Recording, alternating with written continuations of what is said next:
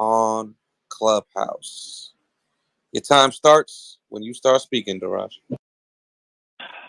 All praise to the Most High. First and foremost, before I ask any questions, I want to deal with something again because it's clearly he don't listen.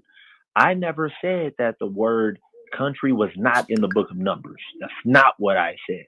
I said when it references the plains of Moab and you're reading about what's in the book of Ruth, these are two different things. Those are even two different words. That was the point that I made. Chaataza don't listen, or he's just intentionally being disingenuous. I don't know.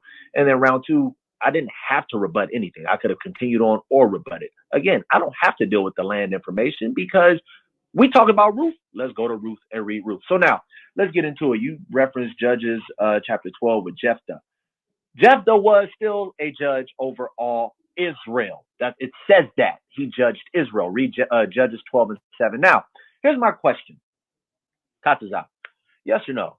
Were Orpah and Ruth blood descendants of Moab? No. Okay.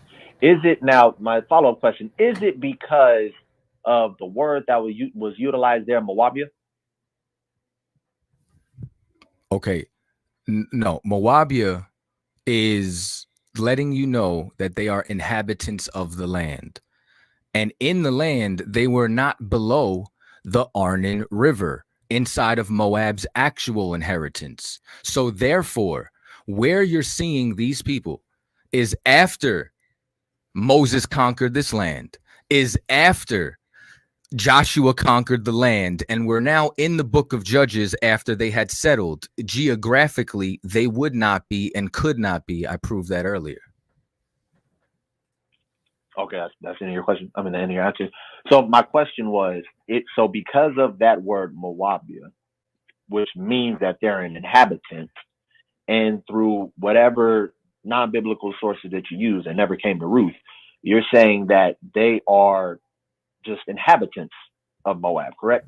According to the context of that word, which I'm not sure if you were watching the, I can't refrain from, that was almost a rhetorical question, but this is a statement that I want to make.